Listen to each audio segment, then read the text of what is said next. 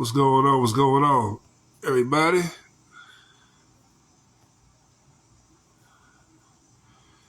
She was in. Nah. Sorry. This is an interview. I'm pretty sure you want to go live, but this ain't the time.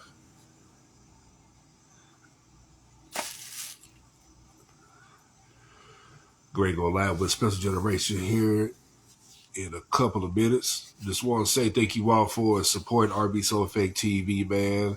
And be on lookout too. I will be hitting the road, saying, DJing not just for artist concerts. It will be DJing, for birthdays, people who are 35 and up, and also anniversaries as well, man. So be on lookout for that, man.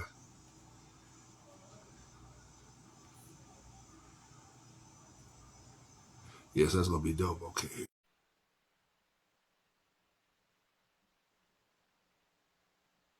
Okay, I see Fernando. Yes, sir. I'm see if I make sure I get. Oh, there! Bam! There we go. Okay. So I got the hair out. I got the hair out right now. Yeah, man, I see it getting mighty long, brother. You see that, right? Because I actually wear the mohawk. I'm sorry, yeah, not the man. mohawk, but the frohawk. Bro, yeah, yeah, man. Shit, I got my hair, man, under this weight cap, man. Shoot, I call it my middle of the road, dude. I feel you. And stuff, man. But man, you know what? The last time, man. Yeah. Before we go on, man, I just want to say, man, I want to say this to you. I mean, and it's good seeing you again. But I want to say, man, we appreciate, man, your support, man. From the '90s bands, that's what I call us. From the '90s. And we, people still want to hear our stories. So we appreciate that you bringing it to them. And you doing it. So I'm just trying to give you your flowers right now. You feel me? Appreciate it, brother. Appreciate it, man. Yes. Yeah, man. That's my whole meaning, man. Because that's my whole journey, man, was to make sure that every artist, man, that got, stories was told, music, the history behind it, the hits and everything, man. And I feel that was to go because some platforms, they go by the one that was overly popular. Me, I go for the underdogs, you know what I'm saying? Yeah. And I try to put a mix or blend of it, man. Yes, sir. Yeah, because last time I interviewed you guys, man, and I was looking back, I said, you know what? Even though I gave y'all some good questions, I didn't really fill out certain spots. And I said, damn, man. Oh, it's all good. I wish I would have done it. But I will say this, kdubb, Kendrick, Washington, he might not be able to join us tonight. I did talk to Maquet. Quet will be here. So, Oh, okay. But I showed up for the ladies. You feel me? I'm showing up for the ladies, you feel me? Yeah. What matters the most, man? Oh, congratulations, man. Getting that Grammy, man. Oh. Man, I'm proud of that. Every time they go to go. Man, every time I get up in the morning, and it seemed to catch my eye every time. I'd have had it for a minute, but this thing catch my eye every time, and it just make me, it's like, damn, that's hard work right there. Because I'm feeling from where I came from. Oh my God! If people knew my story from where I'm talking about, I ain't gonna tell on nobody else. I'm telling on myself right now. Yeah. But from where I grew up from and where I used to, oh man. This was impossible. You know what I'm saying? Yeah. But, because it'd be like a fantasy, man. We see stuff like that all the time. And look what I'm holding. Man. I had something to do with that. Mm-hmm. So that makes me feel good every time I see that. But yes, sir. Yeah, man. Because I tell you, dude, when you guys was with Hammer back then, man, I thought to myself, man, I could think to first I was like, who are these guys? When I first time I saw you was in the video Have You Seen It with MC Hammer. Yes. And man, you couldn't go nowhere, man. Listen to on radio, TV, wherever you was at. Man. You heard those voices, man. Oh man. Yeah, because my mother, man, she thought that y'all was back on dancing because she had y'all mixed up with the guys with the hairstyles. I said, no, Mama, like they're a group. Yeah. And I get it because it's a similar. Because you know, back then New Jack Swing was like bright colors, Yeah, high right. top fades, everything. Crisscross. So crisscross, all that. You know, what I'm saying I Carl, totally get it. Carl Okay, I see Canal. Maquet. Carl, can I see Maquet coming in. Okay. I think I'm gonna see if I could Yeah. get him Bring my boy in, goddammit. Let's go. in. R&B, baby. Quet, we need to see Maquet. your face, baby. Yeah, Turn it let me around. check that around. Shit. There you go. What's Hey, up, I baby? love you. I love you, man. You know I was coming. I told you I was coming. I love you, brother. That's my Yeah, family right man. there, y'all. That's my family right there, man. Man, I love that man right there. We've been through a lot, good times and bad times, but we've been through it, right? Yes. I love that man right there. I'm telling you, boy. That's real. So, Yeah, man. yeah. Hey, Quet, we got that together, baby. That thing right You see it up there, right? there. We did that, baby. I see that thing right Got to now. go. Come on, now. Yeah. You know. Man, I tell you, you know what? Cause Good to see you.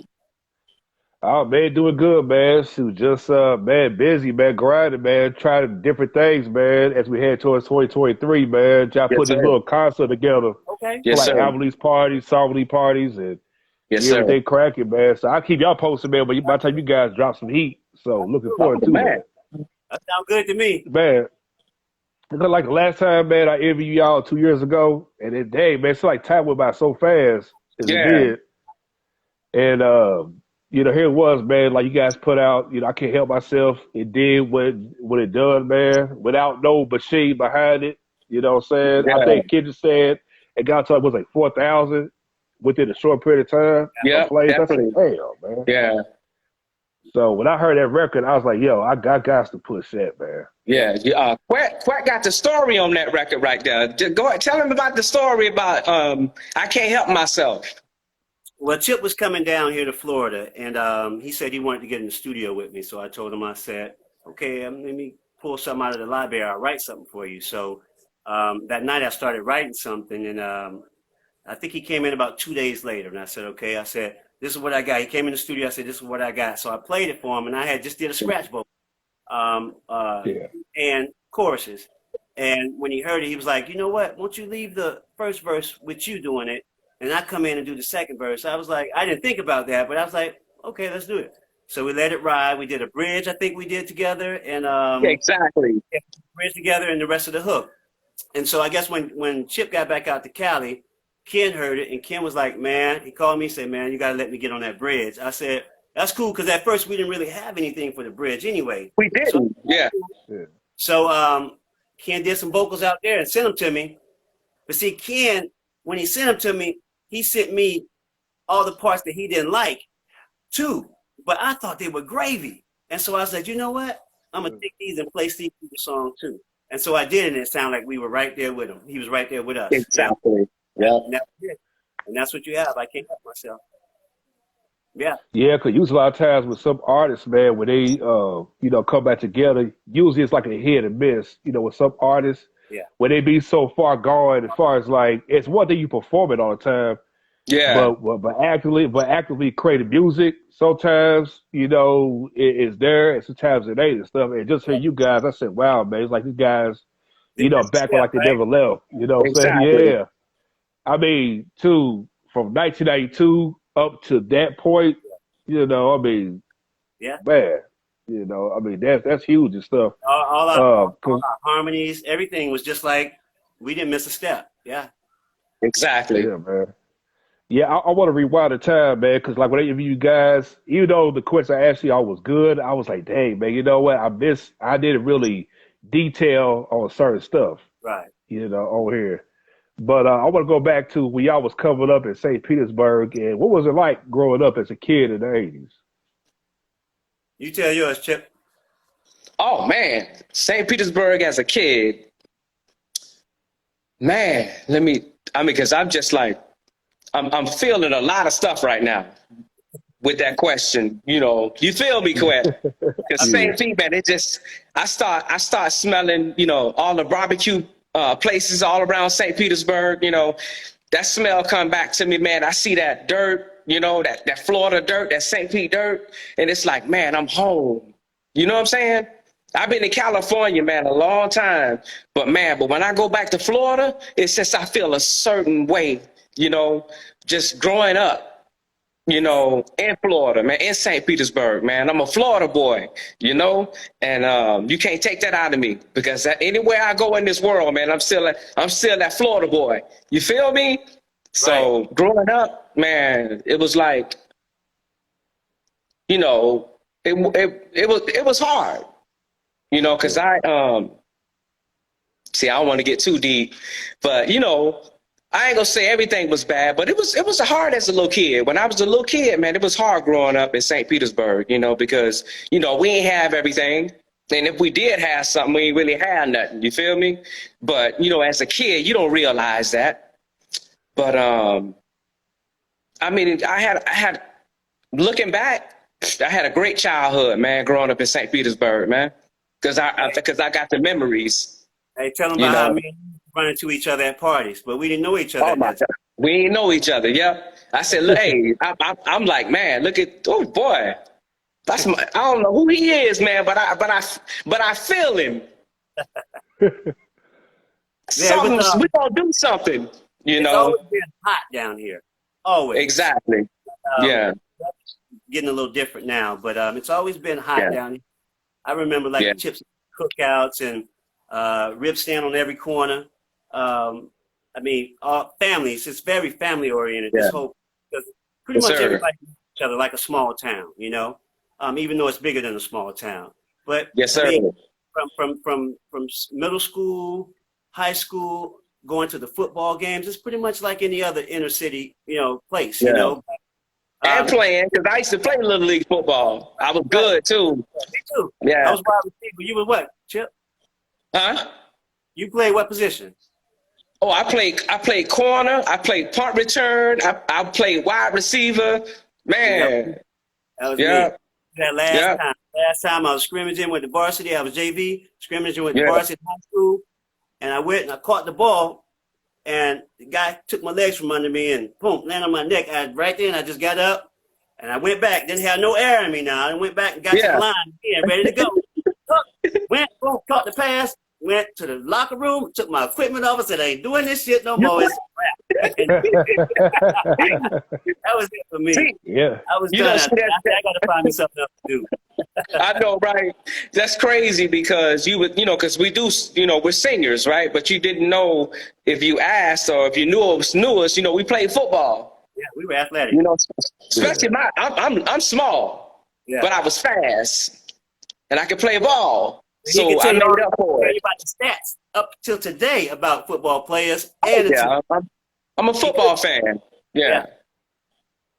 Oh man, because football ain't no joke, man. Because especially get tackled, you don't know, man. You gonna get a broken arm, leg, foot, whatever. Give up. It'll make you give up. Well, I broke my wrist playing Little League. I broke my wrist, and I still wanted to play. I had a cast on, and I was like, Coach, can I go in? I still wanted to play, but Yeah, my mother, man, she wouldn't allow me to get in football. She was like, I don't care if you play baseball, basketball, whatever. You ain't playing football. No I used to see my little cousin. He used to play every summer league. I said, man, I want to get it so bad. She said, nah, that ain't happening. And stuff.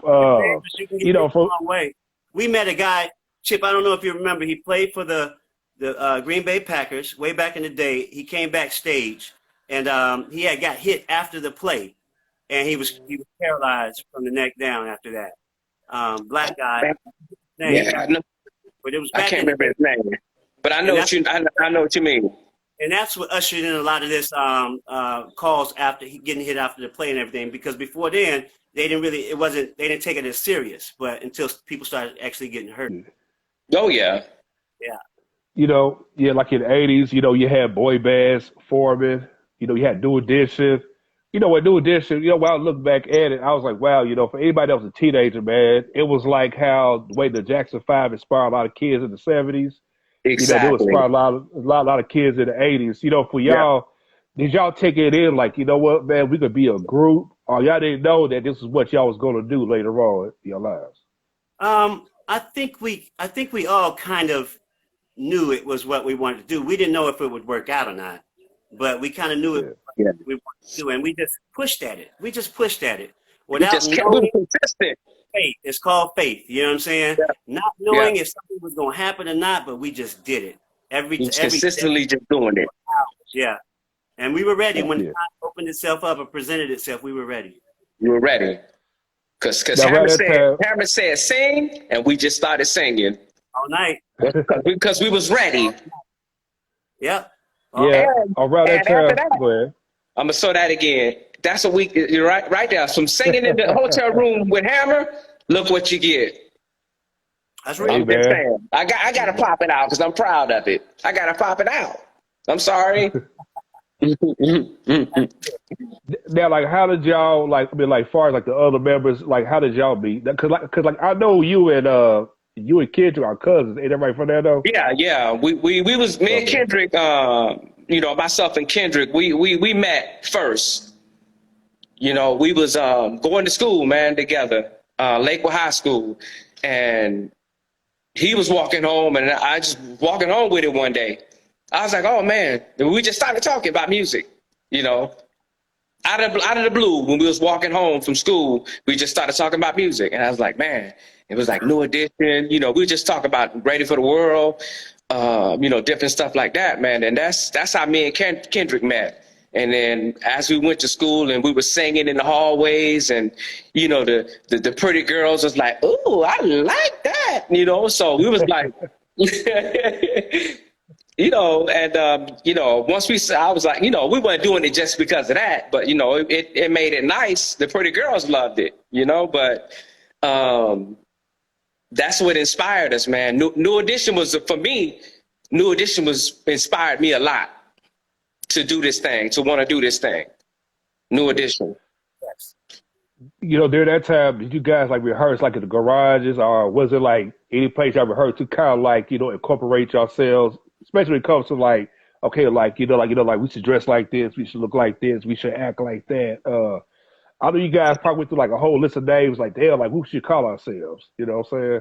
Oh, yeah, we did. We was in, it was Tony, one of our friends, we was in his garage, and we was in there thinking about names, and we was just coming up with a lot of different things. We even came up with a New Generation. We was like, nah, that's too close to New Edition, you know. And we love the generation part, but we just couldn't find anything for the generation that popped up, right? But then we just said Special Generation. And I was like, you know what? That rolled off your tongue real good. Special Generation. I like that. And that's what we went with. You know what's so funny, man? Because, like, when I first time I heard that name, man, it's like you couldn't go nowhere we're here today because nobody have it. It was different. It was different. You know, usually when you hear about Special Generation, besides the music part, people are like, oh, okay, people might think about school or whatever it is that's inspiring.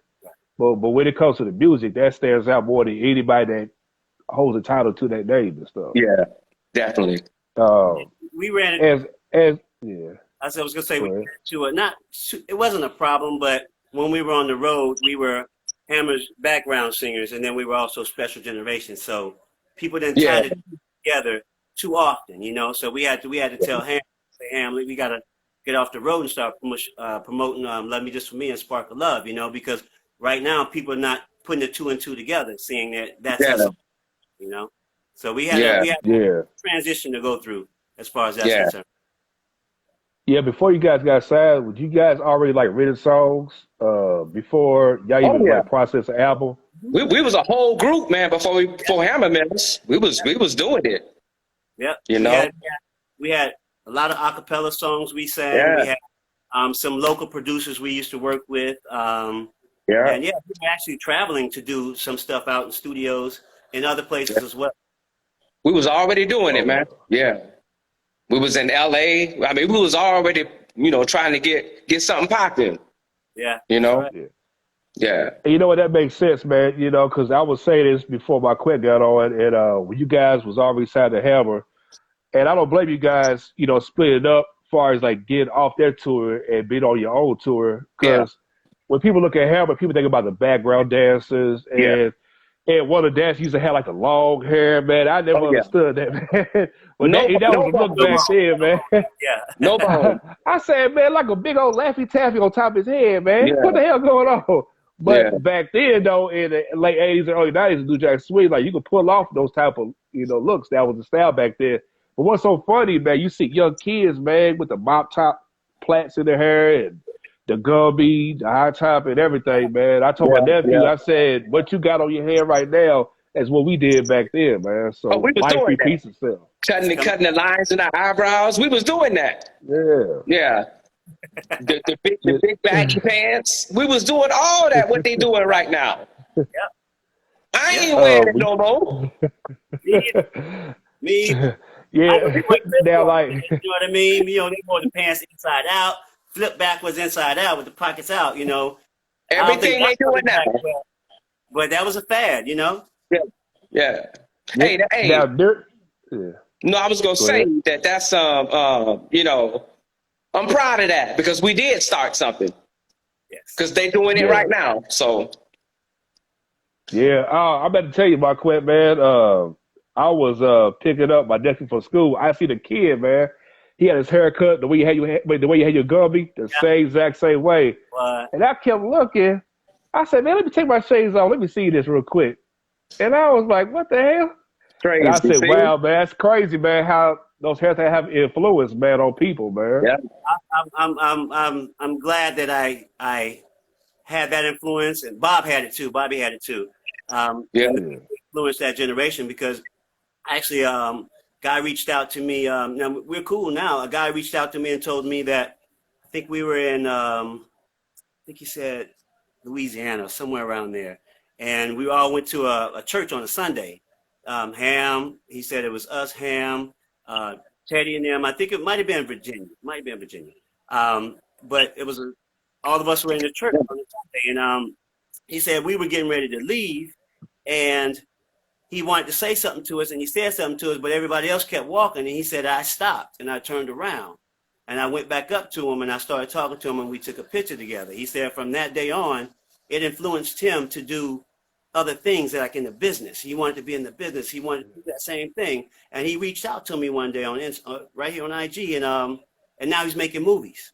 And he just sent me a preview of a movie that he just finished. Was a dope movie. I mean, he did everything. The sounds, he did music, he did the scoring, he did the shooting, he did everything. And it's a dope movie. And I'm proud of him. I'm happy to say that I'm glad that I can be an influence to somebody and help create something. That's creating as well. Yeah. That means a lot. That means a lot. Yes. Like in the recordings of Please Have a Don't Hurt 'Em, which is one of the biggest albums of 1990 at that time. Did have because y'all was like, you know what, man, you guys sound dope, man. Sing on this one song, can you guys come back and record some more with me? Was that a plan or was it just? Oh no, that was a total plan. Yeah. He planned for us to do his background. Yeah, he wanted us the whole album. And so when we got on the road, we just started boom, knocking them out. Yeah. Because the first time I saw you guys was y'all was in the video Have You Seen Her? And when I saw that, man, I said, who's this group here? I said, man, they sound dope, man. And back in those days, anytime an artist is featured, they have like the main artist name. They never says like who is the person. You see the faces and stuff. And then I say by the time I think when Hammer introduced y'all, I think it was like when y'all was getting ready to put your album out, he said, yeah, this is my group, Special Generation. And I said, okay, that's their name. I was trying to figure. I said, man, like, can anybody say the name? Who is these guys? They dope, man. Thank you. We appreciate that. Yeah, no problem. Like when you guys first premiered on BET, as far as the video, I know your fan was here up, say, hey, I see you on TV, man. You guys look good and stuff. And what was that feedback like to see y'all faces on there and family hit y'all up? Well, it was weird, weird because we knew it was coming, but we just didn't know it. Yeah. Cousins and aunts people we haven't talked with, coming out of the woodwork. Don't get me wrong, we enjoyed it. We loved it. But it was just a little bit weird at first. But then we got used to it. You know, okay, we can't go to the mall like we can't go out to eat like because of, you know. And I remember one time, Texas, right, Chip? Oh, that's right. It was in, no. It was in Louisiana. A bunch of girls. Yeah. We went to high school to speak at the high school. When we came out of the high school, we went out to high school. And limos went to the back door. And all we heard was the front. There they go. They rushed. Yeah. Get everybody in the thing. And they just so happened to grab my chain. They didn't grab my chain. They just so happened to grab my chain. Pushed me in the limo. I said my chain. That was my dad. He left me before he passed. And it was gone. So kind of taken back by that. For the radio interview, I told him at the radio station what happened. So that's why I was so quiet. And I was like, hey, I can't replace it. And they reached out to the people. If you've seen it, you know, please bring it back. But so we weren't ready for that part. Yeah, I'll tell you one thing, man. When these fans get excited, man, they try to snatch any item, man, that's on your body, man. You don't know they can hurt you like that. Yeah, that's crazy, man, because that's kind of like, you know, it's like playing football, like we just said. You know, like you try to get to the touchdown, I heard you got like 10 guys lined up. Yes. And you just pray to hoping, man, that you just run straight through with no problems. You know, so you got to bob, weave, duck, you know what I'm saying, jump over, whatever. Yeah. During the formation of recording the song "Love You Just For Me," I already said a while back, you know, that was going to be the main single. And when you guys premiered the video, it was on Video Soul, then it went on to other networks. When you guys made that video, do you think to yourself, like, you know, man, you know, we got something good, special going on, man? You know, I think this might be what we think it is. Yeah, I don't know. Y'all hear the echo? I hear it. Can you hear it? Yeah, it's an echo going on. I don't know why. Oh, is it me? Or is it No, you're not. But myself and Quet, we got echoes. I think it's my Quet, where it's kind of like going in and out a little bit. Okay, I hear it a little bit, but not too much. It's straight. I can hear it. Okay. Yeah. Okay, I hear it clear. Yeah, but running back to "Love You Just For Me," when you guys were shooting a video, when you guys already confident, when somebody was nervous, like, man, you know, now it's us now, you know, and the world's gonna see who we are now. Yeah, I think that. Hold on, let me get my setup right.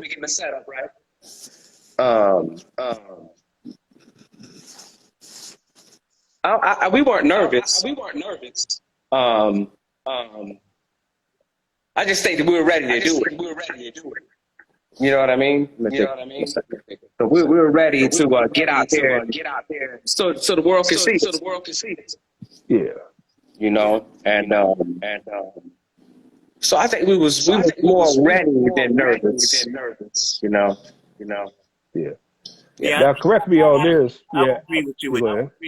Yeah, I would think we were more. I think we had practice enough in the garage. We had practice enough on our own, in our own mirrors at home.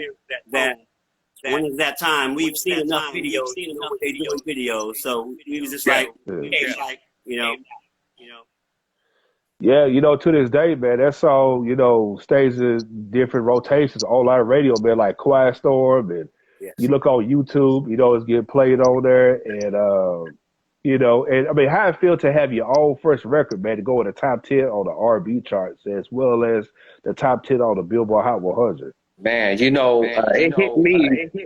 We were riding a van to a show, and we was in, I can't remember what city we was in, but man, it came on. And that was my first time like hearing it, like on the radio. And man, it felt incredible. And turned it to another station, and they playing. that's how it was. So that was it felt amazing. You know. Yeah.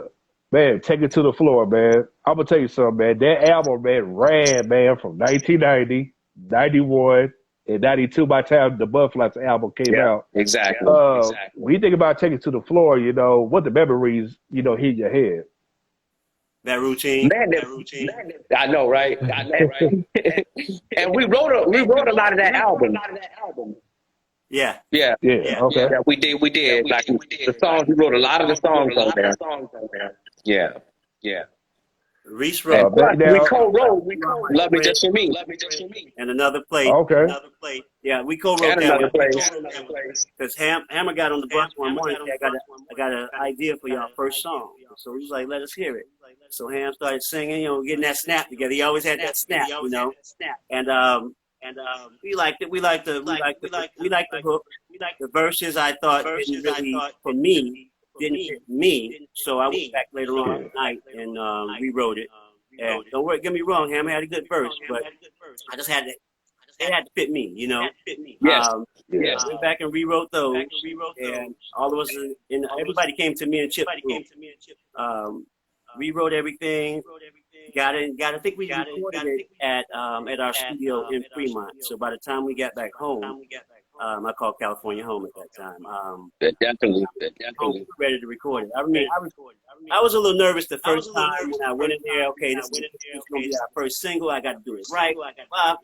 And so I guess I wasn't really getting it. So Felton and James say, okay, we're going to they call Mellow Yellow. They call her in there and put her in the studio. Oh my God, I remember that. Hit it in one take. I remember that. In one take. Oh man, yeah, because I remember when they premiered on Midnight Love, and then it took off. It got on Via Vibrations. Then it took over to Video Soul, and that's when Video LP just now got started. With shouts to Sherry Carter. Yeah, Sherry. Then it premiered on Friday Night Videos and stuff, man. To see on videos to see that may be on rotation, man. Everywhere, man. Like I know that felt good. Like wow, man. Here we come from our hometown. And look where we are, man. Like, I know that was like a jewelry rush at that time.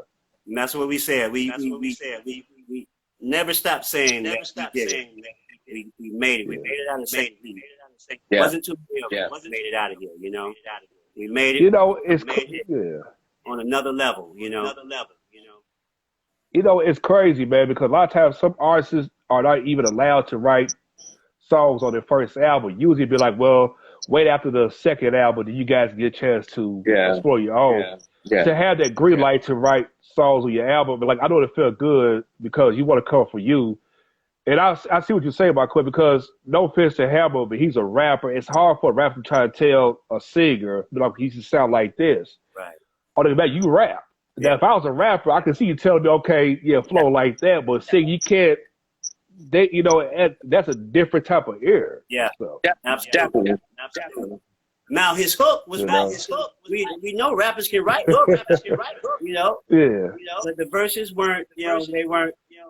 It didn't fit me. Not that they weren't good. Just didn't fit me. Yeah. Now, who came up with the second single, "Spark of Love"? Was that the label decision or was that y'all decision? Felton Pilot actually wrote it from Yeah. And the label made that decision. He presented it to us. He presented it as part of the album because we had before we picked the singles, we knew "Love Me Just For Me" was going to be one. The first one. The rest was all in the best. We picked now. "Spark of Love" just so happens to be the next best sounding song. So the label said, "Okay, we're going to release it next." And after that, we released "One Night Lover," and after that, "You Are Everything." Yeah. I tell you, man, "Spark of Love," man, that video, dude, was a monster. I mean, the song was a monster. It was a video, man. I mean, dude, they played the hell out of that. And I think there was an additional remix to that, if I ain't mistaken. Yeah, because I got it in my car. Yeah.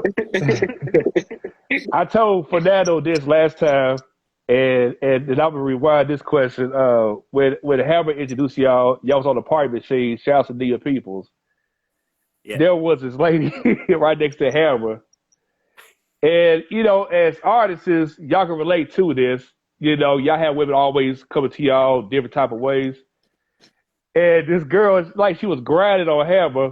Hammer, he's all like yes and stuff, you know, and talking to Nia. And it's on YouTube. If you type in Sparkle Love, you see the whole performance of Party Machine. Yeah. And then I thought to myself, I said, man, now if that was Soul Train, if Doc Cornelius saw that, he would throw it straight off. Oh my goodness. Just like that, man. Because, you know, he's very picky on certain little things, man, when it comes to that. Yeah. Wow. And see, you know, when I was a kid, when I watched it, I didn't pay attention to that. Looking back at it, I was like, damn, how the fuck did I miss that shit? Exactly. But getting back to the video, man, I thought it was so dope, man. You know, when you guys was on that boat, y'all shot it, man, had some fly with it. But you know what, man, I'm going to tell you something. People don't realize this. And Fernando, man, shouts to you, my brother, because you pointed out all those ladies, that was their first time actually have a leading boyfriend in the video. There you go. Marlene, Moreau, if that's her name, and the other ladies, I can't think what their name was. Yeah. But they was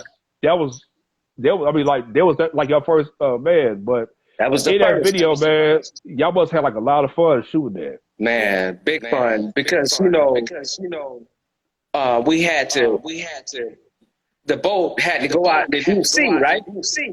So you know we was chopping up with the ladies, you know, all the way into the spot where they wanted to shoot the video at. You know, so we was like, you know, getting our chemistry together with them, talking to them, you know, and boy, I ain't gonna lie. Ooh, I don't know what's her name, but boy, she was down there. She had some. Oh my God, man, she had some biker shorts on. I'm like, oh my Lord. And we was all in the bathroom, you know, and she was in there doing her hair, like putting her lipstick on. I'm like, Quet, you see it? I'm telling on myself, my bad, but that woman fine. I'm not gonna lie, that woman was fine. Man. I'm sorry. Yeah, y'all had some fun with y'all videos, man. Y'all did, man. Y'all did have some fun with y'all videos, man. I tell you, man.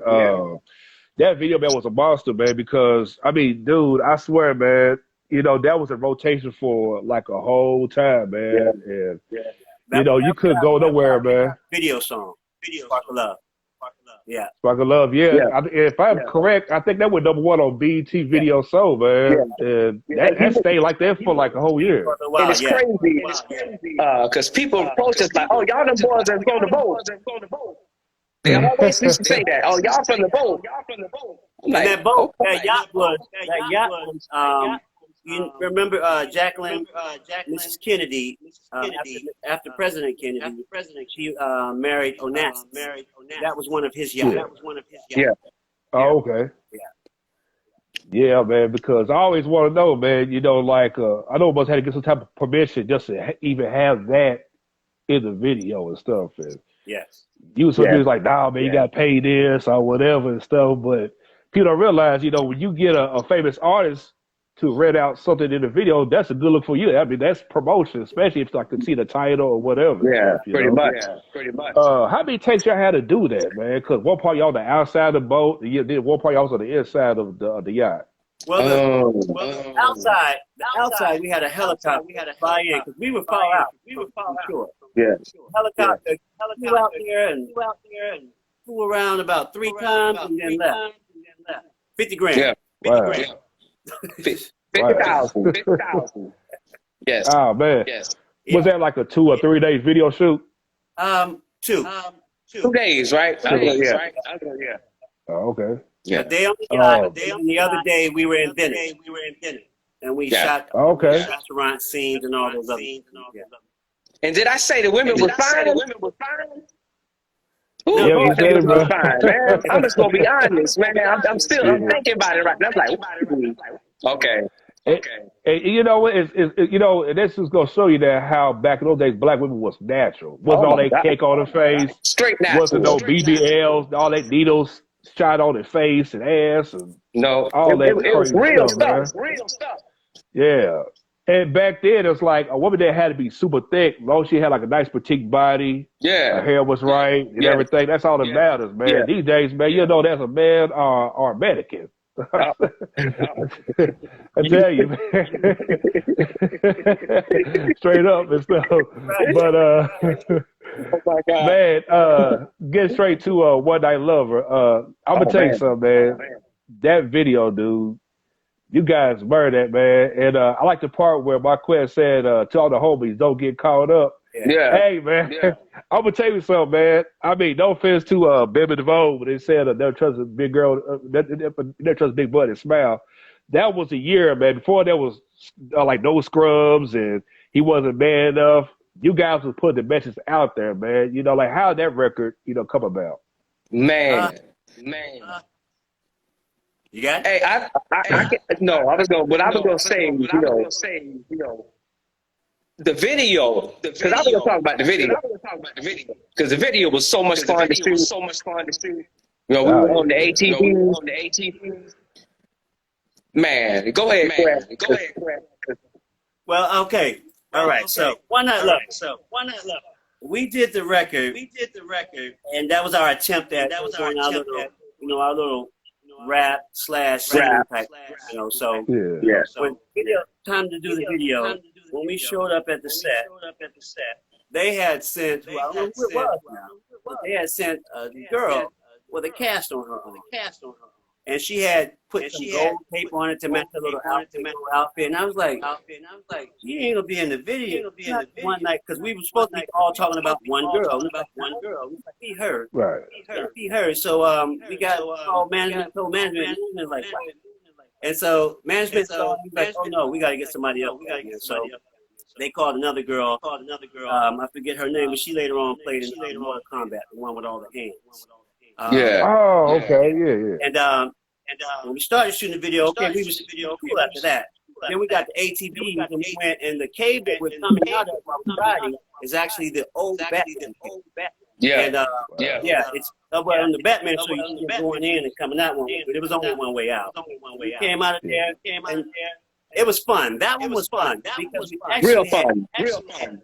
Was Sherry on the set? No, Sherry was on the set of Lift Your Head and Smile. That one was a fun video for us, because we had Dear Spark Love, we had Did Love Me, we showed all those sides of us. Yeah. Now we can show the kid in us, the laughter, when we say, and that, it was just the way he was so cool. He did his, and Charlie and Ken, when we did it, we had a ball doing that one. Now at the same time, though, I think people were looking for more singing from us instead of the rap from us. You know what I'm saying? Yeah. That's why immediately we had to come out with You Are Everything before One Night Lover peaked. We dropped You Are Everything. Everything. I think they wanted more than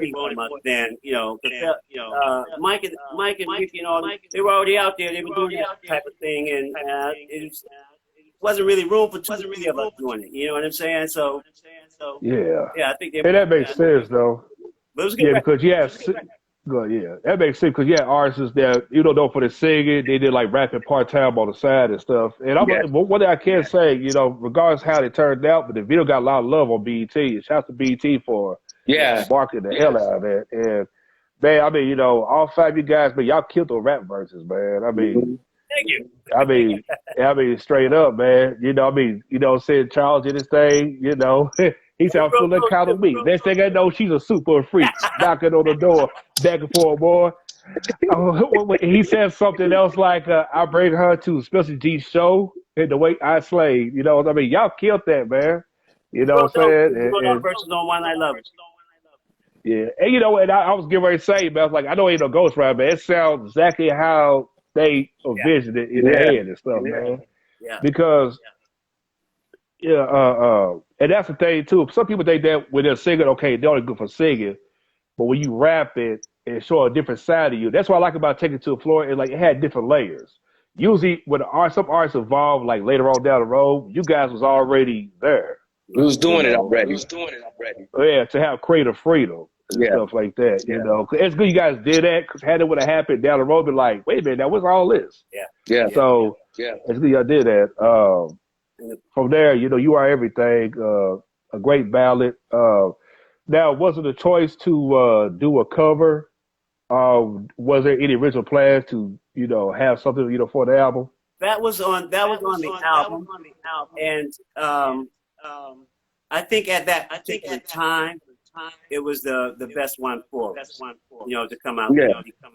Have You Seen It? We had already did Have You Seen It with Hammer, and I think that was the best one for that. The ballad, coming back with that smooth singing like we were. Another place, and You Are My Friend, just maybe a little too deep for radio, and that's what we recorded for. So back then, radio, well, it's still particular. It has to have that radio sound, and that was the next one that had that radio sound for us. Yeah. I tell you, man, like you guys were the groups, man, that old 1991, because even though you already had Guy, you had High Five, you had Riff, and all the groups was in a Color Me Bad, and here comes Jodeci. But I tell you, man, like you guys, it's like y'all video stayed in rotation, man, for 2 straight years, man. Yeah. And people don't realize, man, it's like, when you think about social media now, that BT was social media. That was thank you. They always kept your album rotation until whenever you do drop it, then they make a big splash. 1981. I remember it was funny, man, because I remember going to the grocery store with Dixie, even though it's no longer here in Kentucky, but it's like down south. But I remember me and my mother, we went to the store with my sister, and we saw you guys on the Pop-Tart box, and I kept looking. And I said, wait a minute. I said, I just seen them on TV. And I think y'all was before their Friday Night videos or something like that. Yeah. And I said, Mom, I got to get that Pop-Tart box, I didn't care what the sound of it. I just want to get that. And people don't realize, too, back in those days, they had like the little, it was something like a basketball cards. Yeah. But they made like the artist cards. I remember you guys was on that one. Yeah. The Pop-Tarts. And, I mean, to be on our City Hall show. Oh, my Top God. of the Pops. Friday Night videos. Video Soul. Oprah. Oprah. And what, like a Taco Bell commercial? Taco Bell commercial. British Night, Pepsi. British Night, Pepsi. Pepsi commercial. Man, Was the Big D show? Before the very first Big D's. We saw a lot.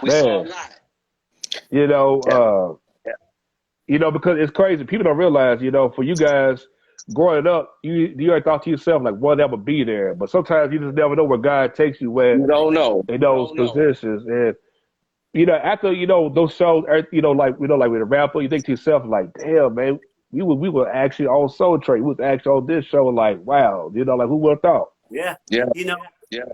Us, we're humble guys. And we saw it as our careers, but it was a job for us as well. So we didn't get a chance to actually look at some of that stuff. Yeah. We was in the moment. We lived in the moment. We didn't pay attention to it then. But I still to the day say, and do you believe we did this? We did this. We did this. We're still doing this. We're doing this. And a record that we had years ago is still in commercials, the Cheetos commercial. Cheetos commercial. Super Bowl. It's a blessing. It's sometimes it takes me back, and I'm like, wow, we didn't know it at that time. We were creating, but we created a monster, and it's been going by. We just waiting for the next. As a matter of fact, it was just in the Space Jam movie, LeBron Space Jam. Yeah. Oh, okay. Yeah. So it's something that God touched that record. When we touched it, God touched it, and it's been history since then, Yeah. Now, correct me on this. During that first album run, did you guys tour with Evo? Yes. Yeah. Okay. Yeah. Man, what was the tour like with those ladies? Man, they was they must have. Yeah. Yeah. Oh man. All of them. Matt. Yeah. Long ago, because I saw she was doing a show in San Fran. Yeah. They were like big. They were like our big sisters.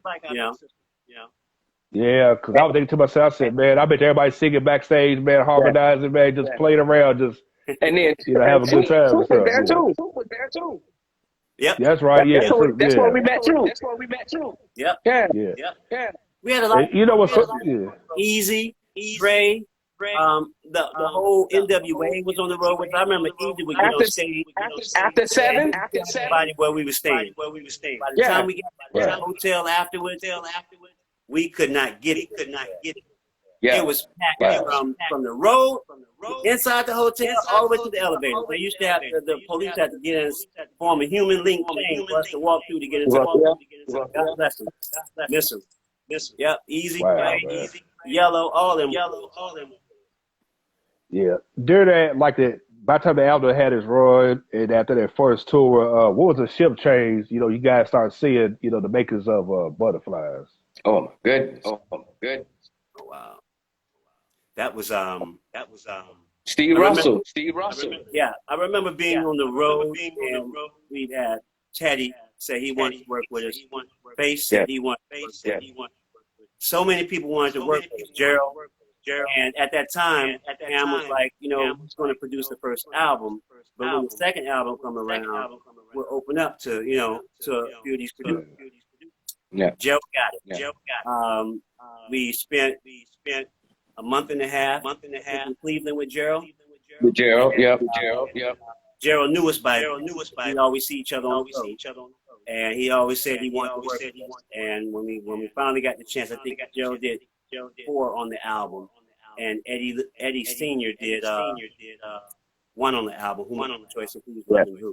But it was a blessing to sit there because you know Gerald, you give us some grits and eggs, you know what I'm saying? And it was right up Ken's alley, you know. Even though Gerald sung soft and sang hard, you know, God bless him, miss him.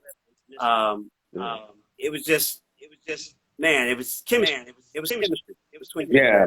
And then we went to L.A. and we started recording with Steve. Go ahead, Chip. Yeah. And Steve, he did 6 songs on that album, which I believe those 6 songs shaped that whole album. Because it got the title, Butterflies. One of the songs, Butterflies. It was the Butterflies album. So that whole Steve and Special Generation mix was like a big growth, and you can see us growing. Each song. Yeah. Yeah, we grew on that album. On that Butterflies album, we grew. I mean, we a big step up. Yes. And you can just see the talent. You can hear it. Yeah, because I remember when I finally got a chance to listen to the album on YouTube a couple of years back, I said, wow, you know, it's a whole different change, a different sound and stuff. Different. We was grown you start men. seeing, grown man, you know, it wasn't, you know, how the first one, and, let me just, you know, see how made you pay attention to it. You know what I'm saying? Yeah. Let me just got your attention. Spark the Love kept your attention. When we came with that second album, we watch.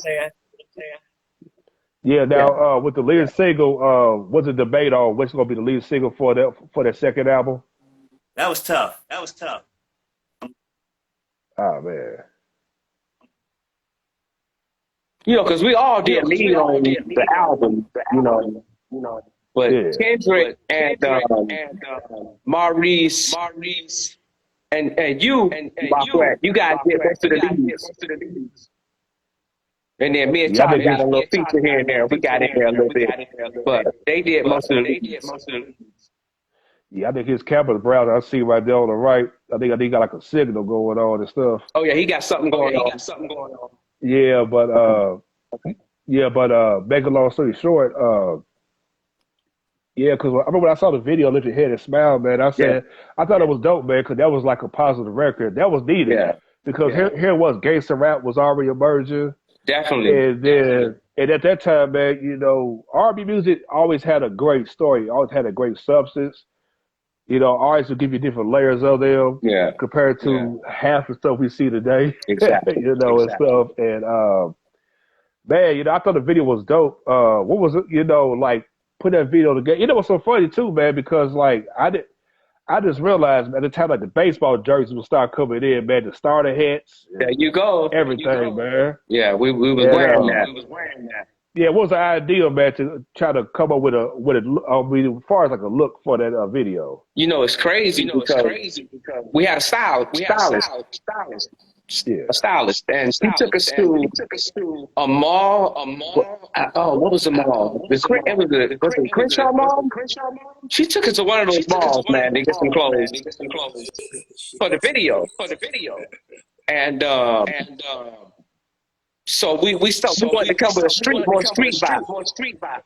Yeah. You know, and that's why we did the jerseys, the hats, you know, and that's what we was looking for. That type of vibe. Yeah, because hear that song, man, I said, once again, man, like another top 10 record, man. Yeah. You know, they ran for like 13 weeks and stuff. Man, that video ran for like, a whole year. Yeah. That album was, to me, that album was so underrated. Yeah. And because it was only in circulation for a little bit of time, not a long time. So, but that right there, that was our greatest work. You know, because at that time, when by the time the album was already out and stuff, we all know the backstory, you know, was going on between, you know, Busted Records and Capitol and stuff, and Capitol going through a lot of changes and stuff. Yeah. Did you think to y'all? I mean, you think to yourself like, man, you know, like, do we need to shop for like another demo, man, to another label, or what was the process going on between from 92, 93 around that time? I think we hung in there with we stuck in there with the label. You know, they were going through our label was going through a change as well as Capitol. You know, and we pretty much hung in there until the label was more or less like they weren't releasing any new things from us. Or they weren't releasing any new artists at that time. And so when that happened, we thought about it, but then we said, no, let's stick in there. And we pretty much hung in there until we decided that we wanted to do our own things as individuals, you know. And that's when we went individually our separate ways and to do other things.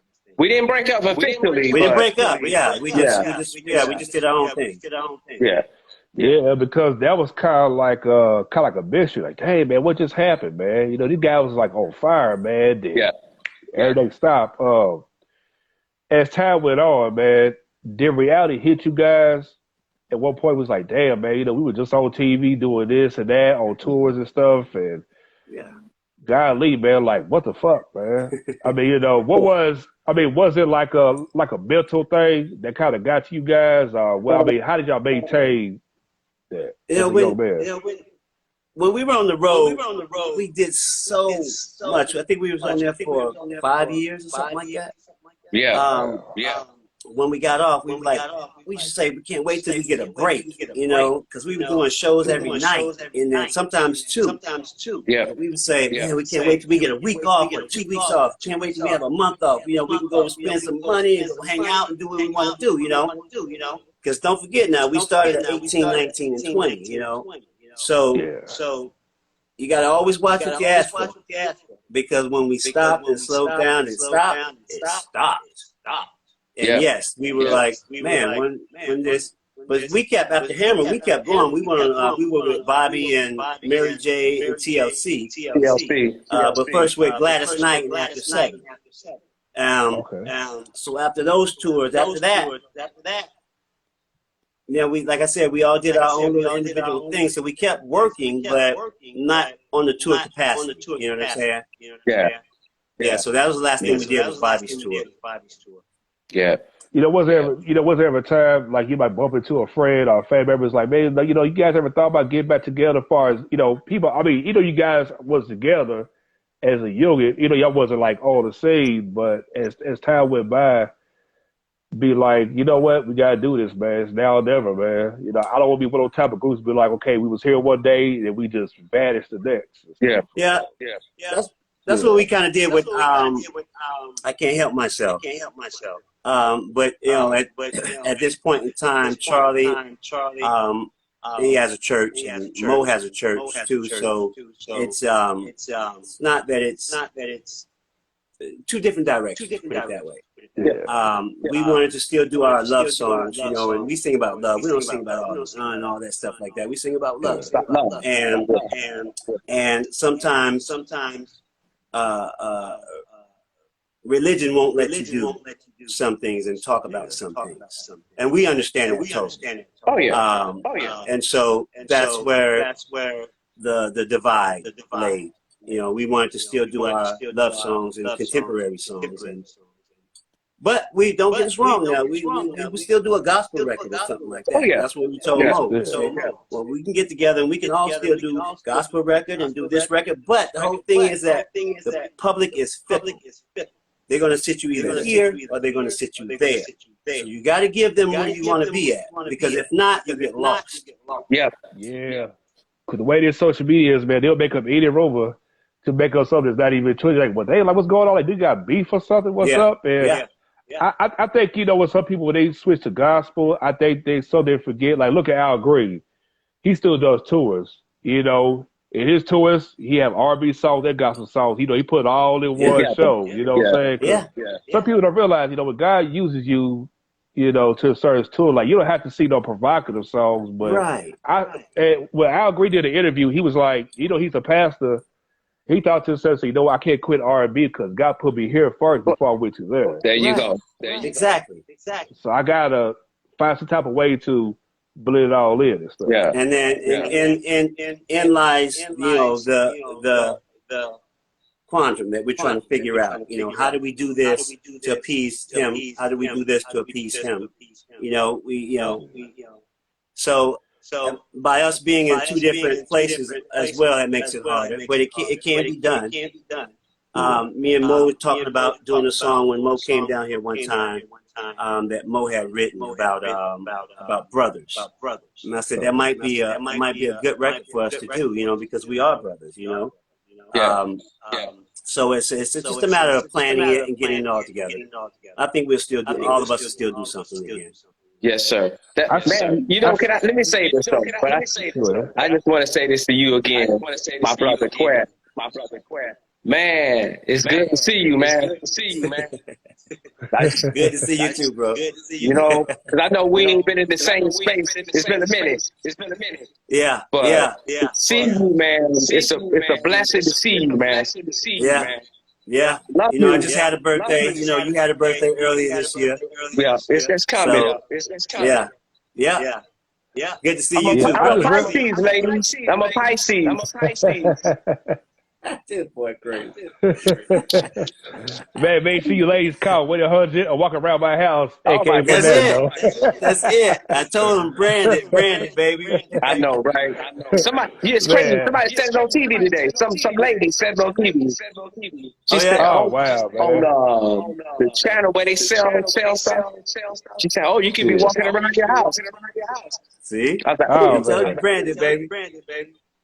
Got to, man, because I read that, like, you know, I remember one time I told you that video you made.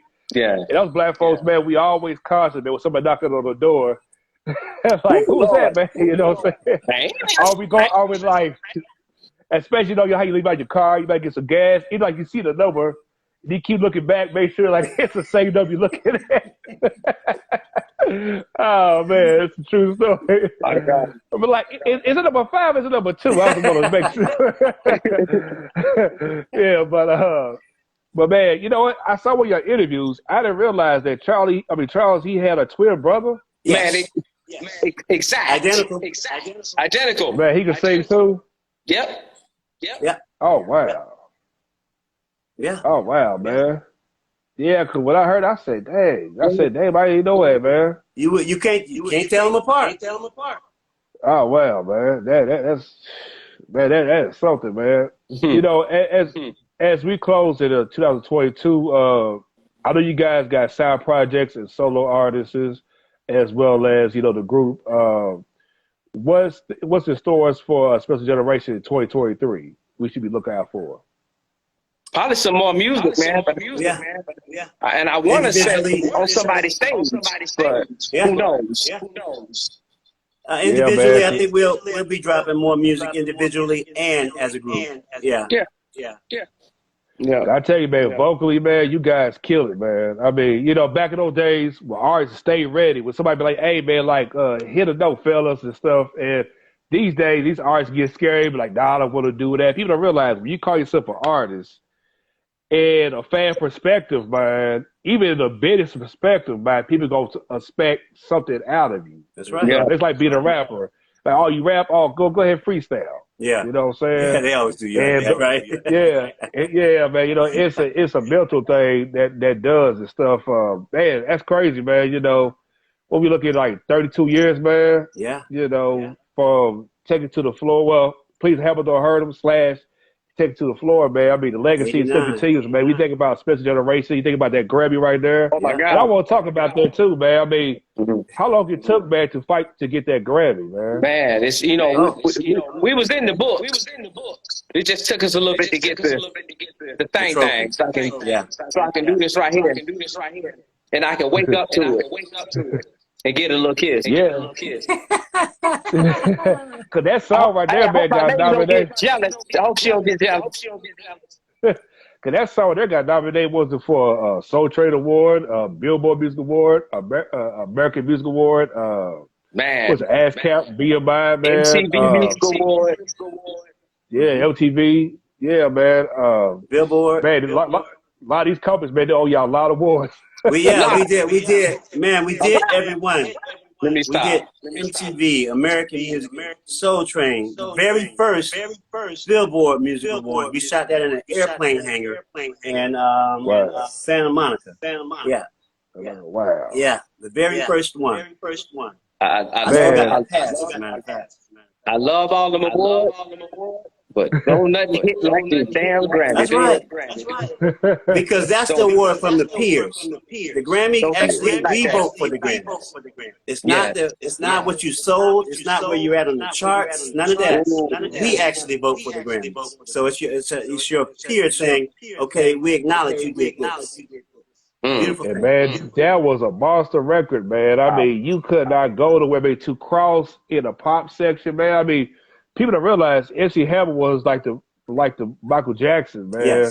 Yes. And his genre and stuff. And to see that bad boy take off the way it did, man, that was like bananas, man. I'll give you an example. We were in Iowa. I'm just gonna be honest, man. I didn't see nobody that looked like me out there. Wow. I saw blonde hair. I saw them. If y'all know what I mean. And it was. I had never seen anything like that. I was like, this is rock star. It's rock star status. That's the first thing that came to me when I looked at the whole arena. I was like, wow, this is wow. You know, back then they had to put the lighters up. Now they put the cell phones up. Thank you. Yeah. They can't hold that light all day, man, and thumb and that first spray get burnt. Like, hold on, man. Like, let me try to get the other hand real quick. You know what, man? I tell you, man, you guys was some trendsetters, man, when it comes to fashion, man, because when I think about it, What I Love Her, okay, the orange and green jacket, man, and that was a jacket that played for Kid and Plate design. Everybody wore that jacket. You guys had a jacket. Rap Trans Red wore that jacket. Was it Naomi Campbell had a jacket? So many people, man. Yeah. And that leather pants with the blue jean jacket. I said all two people I saw wore that was you, Maquet, and Bobby Brown. Yeah, because I had mine made. Man. Yeah. And that was the style, man. Back then. You know, did y'all have like y'all stylist, or did y'all create your own style? We picked out. We pretty much picked our own style. Yeah, we did our own thing. Yeah. And we kind of made sure that it was not too far out from each other. You know, same kind of feel, but we did our own thing. We picked what we want to wear.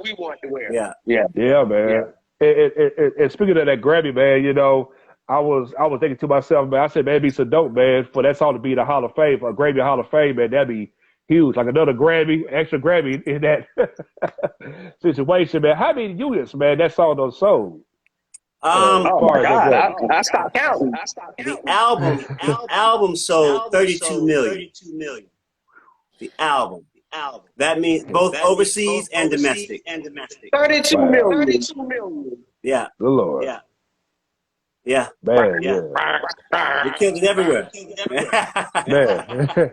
I mean, you know what? And I might be mistaken. Y'all probably the only actor group from your hotel that actually win a Grammy, man, in a short period of time. Yeah. Thank you. You Because using it's groups that have been out there before us that made major hits.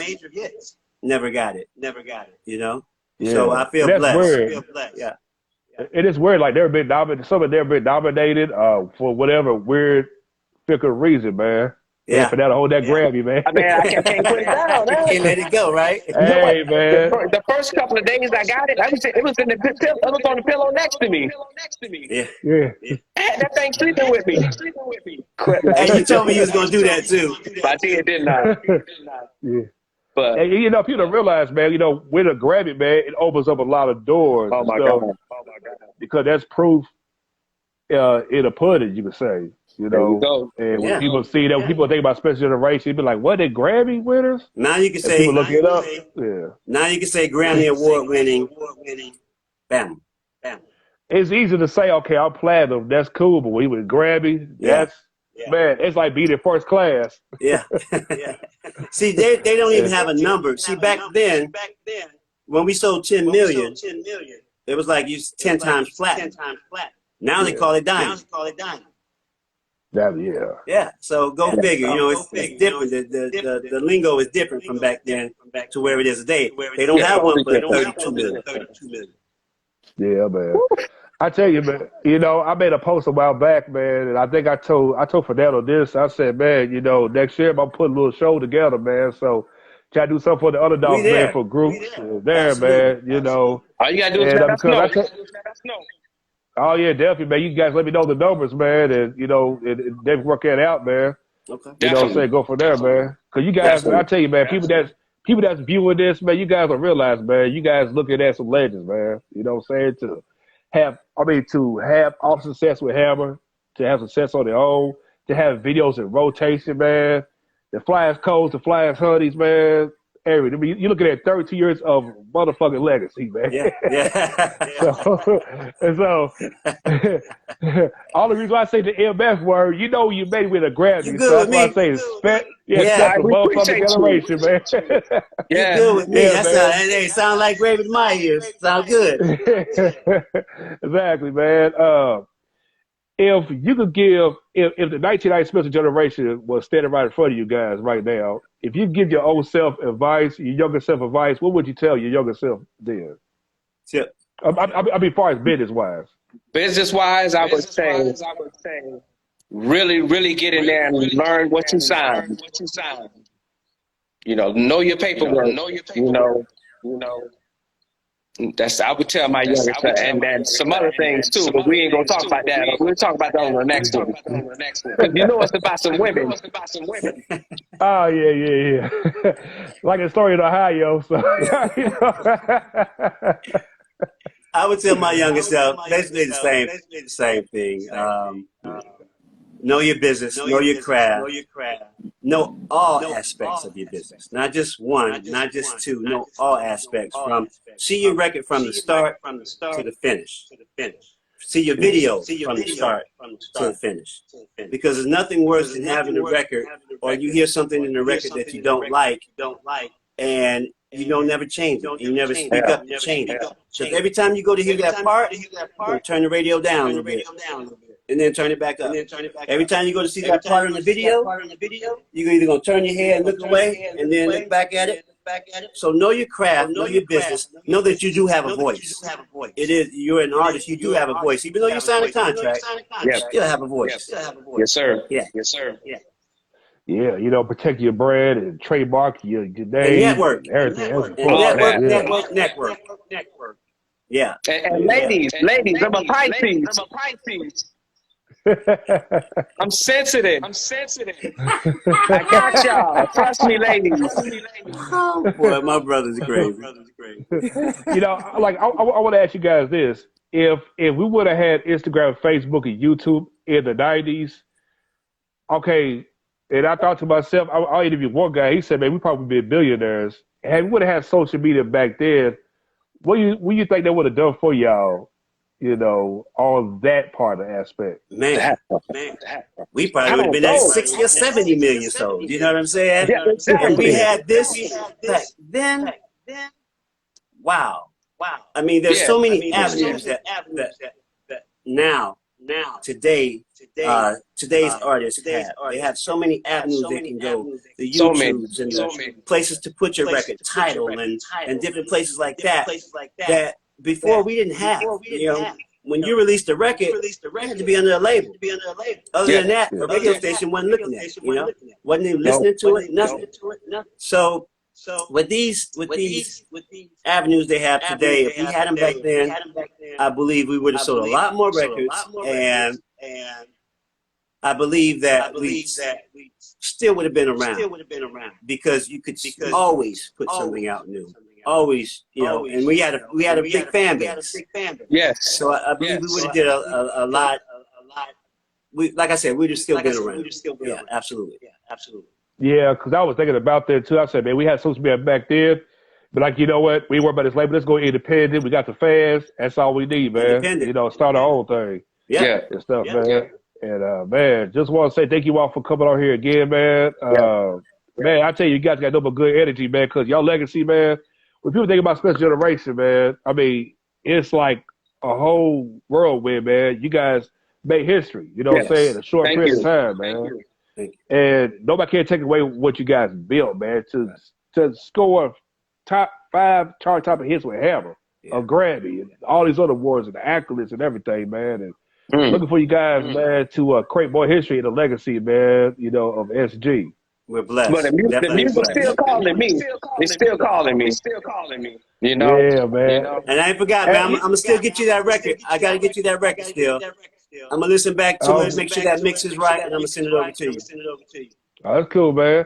And you know what, man, and speaking of, man, of you, man, you know, I was telling Fernando I interviewed him, man, I said, damn, man, you sound like Lloyd, like, you know, in your younger days. Chip always say that. And I said, man, it's like Maquet reincarnated all over again, man. You sure you got another child somewhere? you don't know about. I know, right? Him and Lloyd. Yeah, man.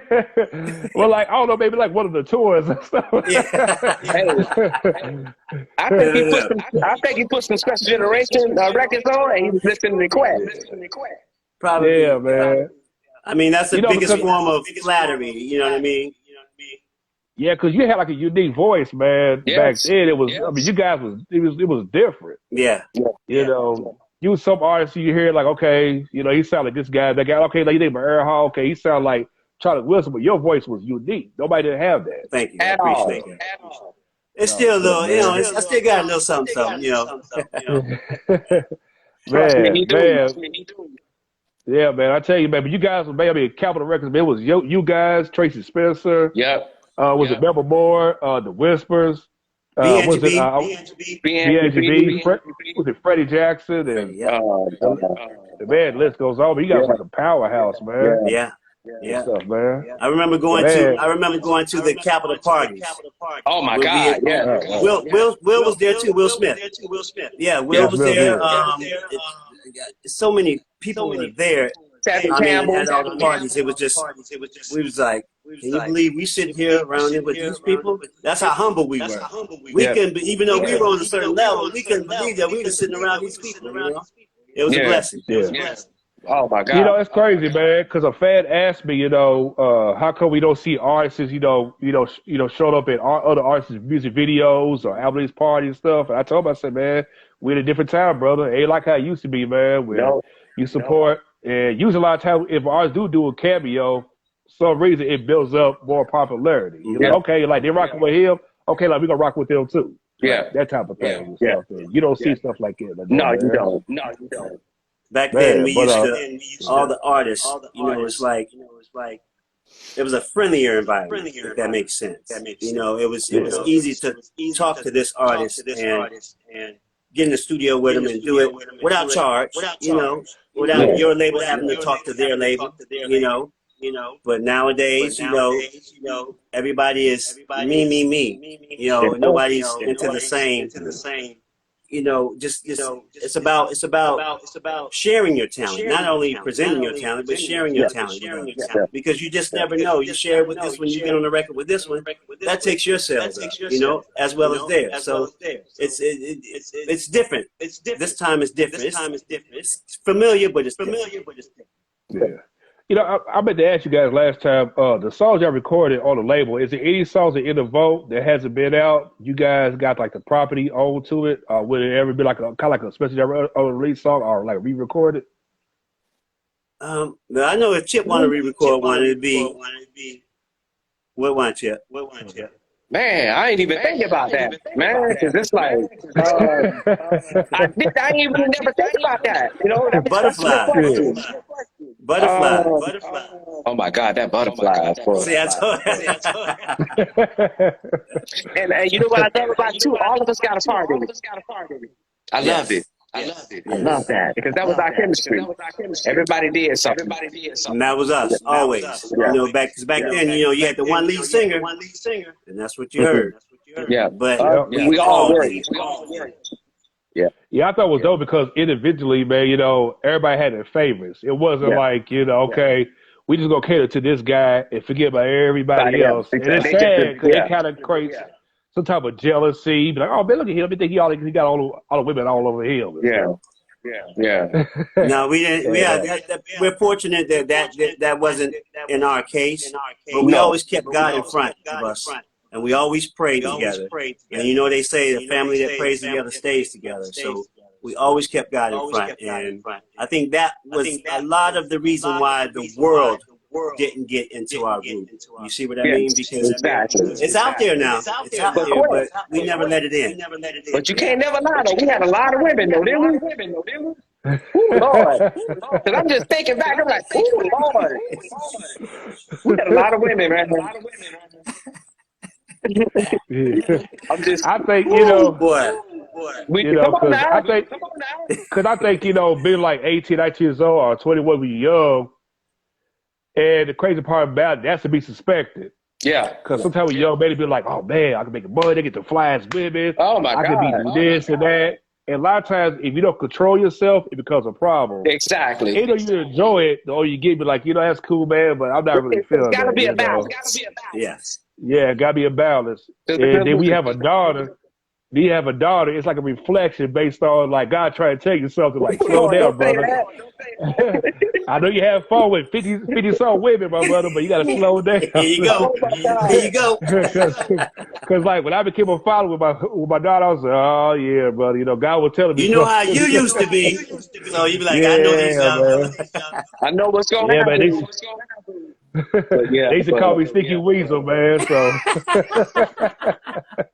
oh man, so I love for that, man. But thank you, man, for coming on again. We got to do this again, man. Yes, looking forward to it, man. And speaking of, you know, Michael Jackson, man, got the 4th anniversary, man, of the King of Pop. Oh my God, you know, and I can't wait to hear that, man. When did Michael meant to y'all, man, growing up as kids? Oh wow. I mean, he was a pioneer too, because before him, none of us was getting on the pop station. To be realistic, you know, we weren't on those stations. That's why they had the different urban charts and the pop charts. Michael crossed it. All of it. Us to cross. And believe it or not, because Hammer crossed it, it allowed all these rappers nowadays to cross it. Speak it. Yeah. We conquered. We knocked down walls. Speak it. These younger. Yeah. They don't know what you're going to say. They just think that you know, it's natural. It's natural that you be on the other charts, and it's not nowadays. Now it is. Back then it wasn't. Yeah, and people don't realize, you know, like for example, like when Mike put Adobe Crew, he could not put a rap part in it. They had to edit out to keep it on black stations and stuff. And people don't realize in the 80s, it was still segregated. But, you know, if it wasn't for Michael Jackson, we would have a lot of opportunities. Oh, my God. Absolutely. You're absolutely right. But they don't want to give too many of us that type of credit. There you go. There you go. That's the real truth, man. And Mike realized it. Mike realized it. He had to set a precedent for us to come behind every other one to come behind.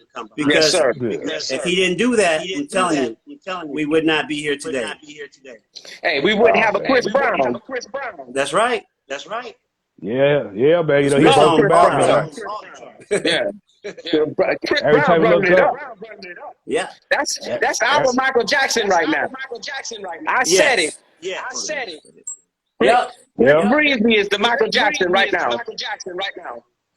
Yeah, because every time we drop an album, man, it's like 40 songs man, on the Billboard chart. Just like that, man. They playing it consistently. Yeah, man. Come on, and man. back then, man, it could only be one song. That was like a whole slew of it, man. Yeah, come on, Chris. Chris, keep doing your thing. Yeah, man. Shout out to Chris Breezy, man. I respect that. Also, we'll give a shout out to you, man. Congratulations, man. Your daughter's rapping. Oh yeah, man. 16. There you go. Yeah. She good too. Oh man, shout out to the queen. Yeah. Man, what's it like to see your own child, man, pick up some of y'all footsteps, and help you active in music. I tell him like my son also, he raps and sings. I tell him all the time. Y'all more talented than y'all pops. And they just don't believe it when I say that. Because I pull this out, right? And so they can't believe me, right? But I said, y'all. Yeah, me myself. My son, more talented than I was. Yeah, I taught my son how to play the keyboard, but that was never his thing. He actually codes computers. Yeah, he writes programs for computers. Yeah, so he didn't want to do what his dad did, but that's fine with me. I support him in everything. There you go. Yeah, man. I tell you, man. It's a blessing to see you guys live and healthy, man. Yeah. Still, keeping the SG legacy going, man. Because to me, man, my opinion, man, what y'all built is in the record books. Yeah, man. I tell you, man. So I can't wait for 2023 to get here, man. But man, before I wrap it up, just want to say thank you guys coming on here, man. Man, you guys thank deserve your flowers, man. Thank you. I mean, I appreciate the love here, but me being a fan of y'all, man. Appreciate you, man. It was a privilege to have you guys. I mean, if you told me back during that time, so you're going to interview these guys down the road, I would never believe it. You know what I'm saying? Yeah. Thank God for social media. Shouts out. Yeah, exactly, that's my family right there. Absolutely. That's my love. I love that boy right there. Love you too, man. Since we was knee high, Oh my God, man. We was chasing all the we was chasing all the women across 34th Street. Oh, I can't wait till you come on. But what's so funny, man? That clip I posted on my YouTube channel, man. When I was talking about you and Nia Long, Fernando, the views went up, and this was the height of her and that basketball coach, man. When he cheated on her. Yeah. And all of a sudden, man, people start engaging. The first interview I did with y'all, I said, "Oh shit!" I said, "You know what? Let me take advantage of this shit, clip it, sit it up there, let's see what we'll do." Wow, man. Oh man, it's crazy, man, how everything's connected in some type of way, man. Crazy, right? Yeah. It's a big world, but it's a small world, Thank you. Thank you. Man, all right, man. You guys have a blessed night, man, and let's do this again, man. We got Absolutely, whenever, man. Appreciate you. You got it. I got you. Peace. Yay. Love you, brother. Love you too, boy.